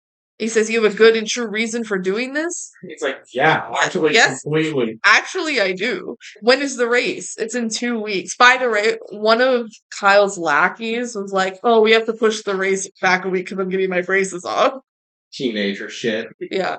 Grandpa's like, don't eat anything, and hands him a jar of mysterious liquid. And so he has to drink this liquid, and it'll help He's him not with going the to shape. eat, and this is totally going to work. And guess what? It does. Josh trains on his bike, and then he makes some of the green juice at home. And later, Scout and Moon and Thomas see Josh doing some crunches. And they're like, why are you trying to get buff? And he's like, I challenge Kyle to a race. And they're like, who are you to take this on? What if you don't win? He says, I'll win. Every sports movie of all time is centered around a bet. It's just like, doesn't matter if I lose. I'm gonna win. It doesn't matter. Yeah, we don't even have to think about it if I lose, 'cause I'm gonna win. And Josh wants to do something bigger than himself for others. It's the only thing these guys accept. So, like, this actually makes sense. This is actually Josh redeeming himself now. He's trying to own up to it, but he also is putting stuff at risk that's not his. Yeah. And Thomas is like, I'll race them. No offense, but you're a tourist around here. Also, no offense, Thomas, we have not seen you bike a single second in this film. He literally never. Does he even own a bike? Since he said this, presumably. Apparently, like, he really lets us believe, like, oh yeah, I'm a really good biker. Like, I'll definitely beat Kyle. Like, Thomas, do you even bike? We know Josh bikes. Where's the race? Devil's Revenge. So they go to Devil's Revenge. And they're like, this is nasty work, and your bike sucks. Yeah, his bike is a piece of shit. It is. Thomas is like, so I'll do it. And Josh is like, no, I have to do it for all you guys and for my mistake. Why would he like, you can borrow I'll borrow your bike, though? Yeah, wait, so like, does Thomas have a better bike? Wow. Oh, white savior shit, by the way. Scout believes in him and gives him a necklace for good fortune. So then Josh trains more in a montage, and he takes a green bath. This is like the third time they've shown him bathing in this movie. What's green in it? It's like The herbs central food that he's not allowed to do anything but drink. and bathe in. Okay. I don't know. Back to training. Kyle and his gang ride by Josh, and Kyle, they like shit talk, and then Kyle rams something into his wheel, Yeah. and Josh wipes out. I alluded to earlier, this is a literal murder attempt. Like, not this exact action, but stranding him on a broken bike afterwards in the presence of an upcoming storm. Is attempted leaving murder. someone for dead. Yeah, because Josh's bike is damaged now and he can't ride it anymore. And then a storm starts and it's nighttime and he's stranded like far away. Kyle literally just took a giant, like, there's something for us, whatever stick that you put in between a wheel to just fuck it up. Yeah, a stick. Yeah. Does that, says, haha, fuck you, basically, and bikes away. And The rest of this gang that are going to get redeemed later also fight away, leaving Josh for dead. I mean, I didn't really realize the wheel was that fucked up that you couldn't ride it anymore. Maybe they didn't realize that. They also don't apologize for this. Oh no, they They don't. also don't try and get like any explanation on this. Does Josh Yeah. just not tell him what happened? No, probably not. Which is stupid. Don't let your macho fucking life dictate someone who's literally potentially could have killed you there. Yeah. No one goes to authorities in this film. No. Because, like, mom calls Thomas looking for Josh, and he's, like, stuck out in the rain, and she calls the radio. I don't think they ever call the cops. Are there cops here? There's gotta be state troll. Yeah. I don't know. So, like, Chanel from the Cheetah Girls is the radio host, and she's like, hey, guys, Josh is missing. We're looking for you, Josh. Josh, if you're out there, your mom's looking for you. We're all hoping for the best, Josh Townsend. Yeah. And Now here's Britney Spears. I was gonna say, don't stop believing. Josh ends up ditching his bike in the storm because, like, it's just slowing him down. So mom calls Thomas again, and he's like, Josh has been riding on the train tracks lately, so we'll help look too. It's been storming. And storm, and finally, Thomas and Grandpa find Josh in the storm, and they make it home, and they have a doctor look over Josh. He's like laying in bed, sick, and the doctor looks over him, and he's like, yeah. Or it's a woman doctor, actually, which, hell yeah. She's like, yeah, the bruises will heal, but has he been stressed lately? Basically insinuating that he's in, like, a coma because of his spirit. Yeah. Yeah. Again, the spirituality versus science gets, like, turned up here. Yeah. And the parents are like, oh, why was he outside in the storm training so hard? And the grandpa's like, well, he's doing the race. He's doing a race. All that, and they're like, no. What the fuck? Thomas is like, yeah, he challenged Kyle to leave us alone. So later they all look over Josh in bed, and Grandpa's like burning sage or something, and it makes Dad sneeze. And then, this is so random. The dad drives to like a discreet location. It's like a jewelry store, kind of, but not. Here's the thing. I'm pretty confident this is, at least thematically, supposed to be not a real place. He gets a real bike from this place. There's so also a known bike store in town that we know about. You think he spiritually went to a place and then went to the actual bike store? Yes, I do. Because it starts with signs like popping up, which is like, what are you looking for? Looking for something? Looking for something. Question mark? The girl that he meets in the store knows, like, specific situations about his predicament without knowing about it. I think this is his vision quest. The dad randomly goes on a vision quest. Because the dad is trying to get in tap with his internal, like... It's so weird, though. It's like, this is the first time the dad has been a character. And it's like, he just goes on this vision quest, and he sees this girl, and she's like, looking for something, but you don't know what? And he's like, no, I'm just lost. And she says, no, you're not. I'm trying to get something for my son. Get him a bike. And he's like, what the fuck? How did you know that? I'm a scientist. I don't get you people. Oh my god, science can't explain everything. And she's like, there's a bike in the back. You can have it for real cheap. And he's like, all right, sick. So this is my favorite part. Yeah, I think this is much more supposed to be metaphorical. It's so weird and random. But sure, just throw that in the third act for some reason. Do you think this is a real store or not? When I watched the movie 4 years ago, I definitely thought it was a real store. Yeah. Hell yeah. Because he gets a bike from it. Exactly. So he still apparently has to pay for it. He got it for real cheap. She said it was in the back. Anyway, this is my favorite part of the movie. Josh is still in bed, and he finally wakes up, and the brand new bike is in his room, and he goes, tight. He's been in a coma for 2 days. He's in a coma. Yeah, he was out for 2 days, and the first thing he says, he sees a new bike, and he goes, tight. Mom comes in, he's like, oh, finally you're awake.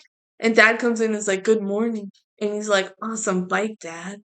Well, apparently you need one for a race." And Josh is like, "I don't know." And the dad says, "I do."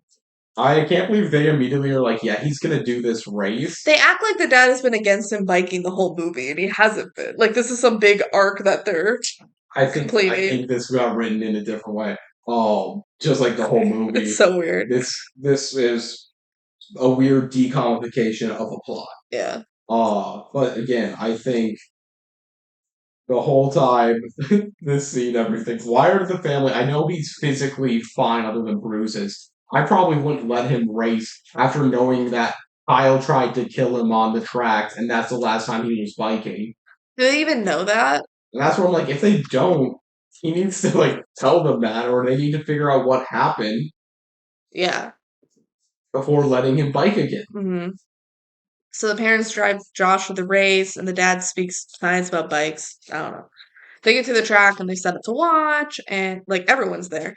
And Thomas asks Josh if he's all right. And I guess the answer is yes. Kyle and the gang show up and they look at the track map and they're like, "All right, shake hands, you two," and they fist bump. Yeah, they don't shake hands. Kyle and Josh are like, no, we're above that. Yeah. Fist bump. The race about to start. And they're like, "Moon, you call the start." And he does a little weird move dance. They're like, "No, just say ready, set, go." Oh, get ready, set, go. And Kyle bumps Josh with his bike right at the start. What a jerk. And Domino was like narrating the race on the radio via call from grandma. Pretty sick. The biking and racing happens, but guess who's back again? It's Jean with her car that keeps getting rammed by the buffalo. She makes a loud car noise, like it. I don't even think she act on her. No. It was just like the what is that called? Flirt. Yeah, like the mumbler or something. Makes a loud car noise, and the buffalo start running. So basically, She starts a stampede. Jean's the villain of the movie, which is such a weird way. But I guess they just like are trying to tie up this whole community together. I don't know. Josh pulls ahead and takes a break at the top of the mountain. I don't know. Yeah, you at the top because appreciates if you don't even know. It's like, wait a second. The The buffalo. the buffalo are running. Then it keeps biking, and there's more racing. And Josh stays ahead, but it starts to get close. And then Kyle pulls ahead, and then there's a big drop off, and Kyle freaks out and like hits the brakes. But around it, but yeah. Josh does the sick, nasty jump. He was prepared for this because, like Thomas mentioned it earlier, so he just sick, nasty jumps right off. And notably, he's no longer going on the trail anymore. He goes off the trail. And he's like telling Thomas, the buffalo are off the trail. He just bikes to right where they're on. And like, what the hell? And he's like, the whole herd, they need to stop. We need to stop them or they're going to destroy the whole town. So Kyle comes down and is like, "Oh my god, I won. I did it." All of them leave. Right? They'll leave. And then Kyle's like, goes up to his buddy. He's like, "Oh my god, did you see me? I was killing it." And they're like, "Literally, you were losing. Like, you fucking loser." And he's like, they're like, "Didn't you hear about the herd?" And he's like, "Not my problem. I don't live there. I'm just gonna go finish the race." And the friends are like, "Nah, man." And they walk away. They're like, "You changed, man."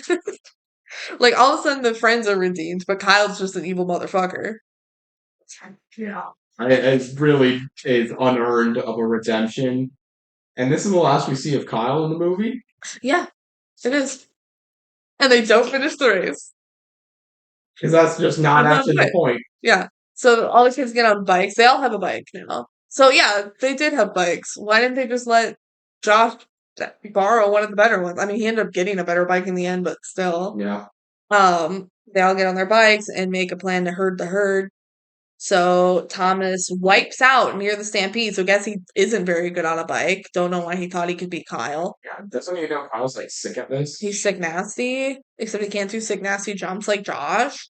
And Thomas comes face to face with a buffalo. And Scout comes up to Thomas laying there and stares at the buffalo. And she starts quietly singing, "Lean on me when you're not strong."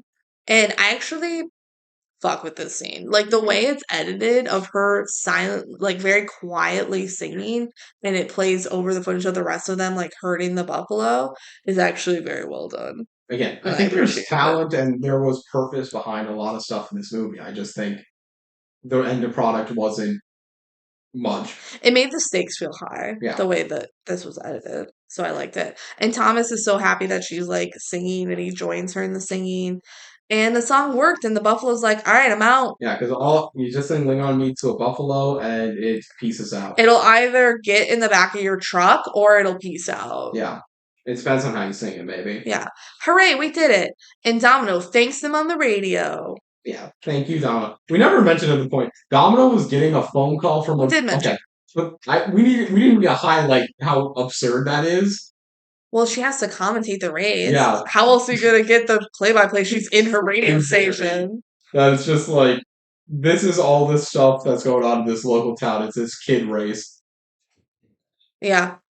So, final scene in the movie, where they have another potluck party, and Scout talks one more time in the movie. It's like, the mom's like, oh, here's some food, and she's like, cool. Oh, that's totally radical. Thanks. It's like, so weird to me. It's so nothing. Like if she just went like, thanks, or something like that, she just immediately has her voice back completely, fully, her entire I wish, even though I like that scene, I wish it paid off a little bit more. Yeah. Of like her getting her voice back. It's just something that feels very thrown in at the end.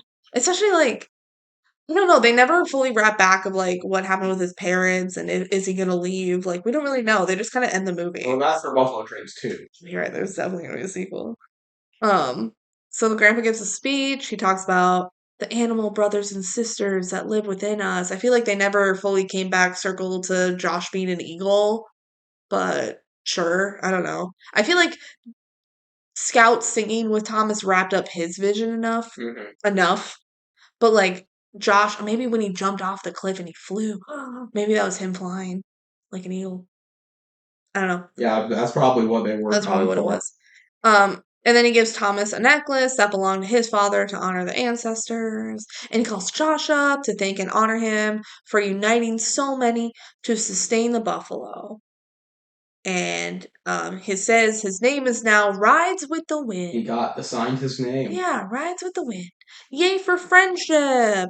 And Josh was like, hey, Thomas, nice place you got here. Better take care of it. We will, right? And then it freeze frames on them dapping up. And that's the movie. That's Buffalo. That's Buffalo Dreams. It's not, as we had said earlier, it's not end with a song detailing the whole plot of the movie. I could have used one. Buffalo Dreams. Nope.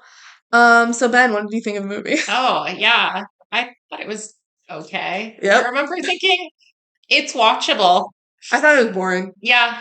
It's stuff happens. It's not one of the most boring movies. It's one of them. It doesn't I remember it not being very good. Yeah. That's how I feel. I really truly did not remember like anything going into this, and then watching I'm like, oh yeah, the waterfall thing did happen. And that's about it. It honestly is surprisingly high ranked. I know. For Jake a high list. I don't know why I had it as high as I did. I know. Y'all are crazy. It was 62 on the final rank. That's bottom half. It's bottom half, but it's like it's high. Tippy of the bottom. I think people couldn't remember it, and there's like there's like the bicycle gang bullies, and bullies and DCOMs are always fun. We have it above Horse Sense, which is crazy. Horse Sense is better. Yeah, Horse Sense is definitely better. Yeah. I mean, Horse Sense isn't very good though. I like Horse Sense like a good bit more than this one. Did you rewatch Horse Sense recently? Well, we did it for the podcast. Okay.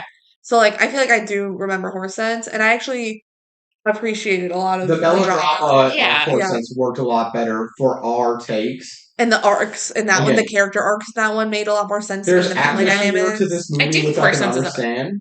Yeah. But I also I don't think we'll ever watch this film again until we do our third watch of every DCOM. But yeah, Final Drinkout's ranking was 62. Ben, you give it at 56, which is wild. Yeah, I definitely would put it down. I think it was such a filler slot for me. Yeah. But I have it at 78, and honestly, I'd move it even lower. It's in my D tier, and I see movies below it that I would put it. You have Get a Clue below it? I know. That movie is way better. I know. Well, now I know that. Well, they were right next to each other in my ranking. That's so weird. Those were like movies I didn't really remember. I have Horse Sense directly above it in my ranking, and that is correct. But now I see like I have Avalon High below Buffalo Dreams. I wouldn't do that. That movie's so much better. I know. You were just mad at Avalon High. I like Avalon High way better. So much. Let's think Buffalo Dreams. If I'm not mistaken, I want to say Bean's really good thing. Really? I don't. Maybe we should call Beans up. Yeah. Give him a text. Yeah, we should. How do you feel about buffalo It's dreams? really funny to just do that out of He'll nowhere. probably be like, I don't fucking remember it. Like, be like, watch it right now and make a comment for our podcast, please. But yeah, that is Buffalo Dreams. Glad it's over. Like, it was fine. It's really not that offensive of a movie. I just find it boring. Other than the fact that we don't know what all feels like it could be a stereotype, but that's like a vibe thing more than an actual knowledge thing.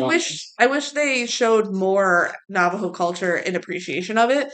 Because I feel like they're just kind of like, yep, this is the Navajo way. There is heart and intent in this movie. I just don't really care for it. Everything feels so half-baked. Yeah. But yeah. That's just our opinions. If you have thoughts about Buffalo Dreams or any other DCOM, you can email us at decomdo@gmail.com. Now it's time for us to determine the next episode. Yep. What do you think it's going to be? All right. I think it's going to be Upside Down Magic. Cool. I think it's going to be Twitches. Oh, fun. All right, spin the wheel. Bum, ba, da, bum, ba, da, bum, bum, ba. Oh my god. It's the Jenny Project. The Jenny Project? The monkey must be destroyed. Isn't that what they say? The monkey must be destroyed. That is true. Yeah. Monkey movie. Monkey movie. Well, another one that I don't care that much about. It's a court drama, right? Yeah. It is a like court the drama. last 10 minutes, yeah. Yeah. All right. Tune in 2 weeks for the Jenny Project. I don't know why we're not talking about it. It's a monkey movie. Yep. It's crazy. All right. All right. Bye. Bye.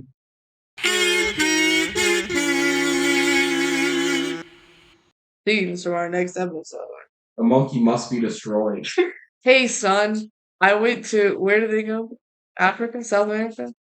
I don't remember. I went to some location and I brought home a monkey. It's a chimpanzee. Oh my god, we're going to raise them like a child. This is not going to have any negative psychological impact at all. Oh my god. We're going to talk to psychologist Barbara Howard from Abbott Elementary. That chimpanzee just crashed a mail truck. I am suing the chimpanzee. Yeah, we gotta kill him. Let's kill it. This is not like the horror movie Primate or whatever it was of how raising a gorilla is bad. Or Michael. This is a different gorilla lives with a human. It's not a gorilla, it's a chimpanzee. All of those were chimpanzees. Bad idea, though. That thing can probably rip your face off. Yeah. But what does it want to? But can it love? But can it love Jenny? Her name's Jenny. Her name's Jenny. Right? Yeah. The Jenny's the monkey, right? If that's not the monkey, what are we doing here? There is a scientist. It might be her name. What? I don't know. I thought the dad I think was it's the the monkey's name. The dad's name is Jenny. Aren't there two scientists? Or no, it's the psychologist is who you're thinking. Yeah. Oh, you're right. There's a psychologist that like speaks sign language to the monkey. Yeah.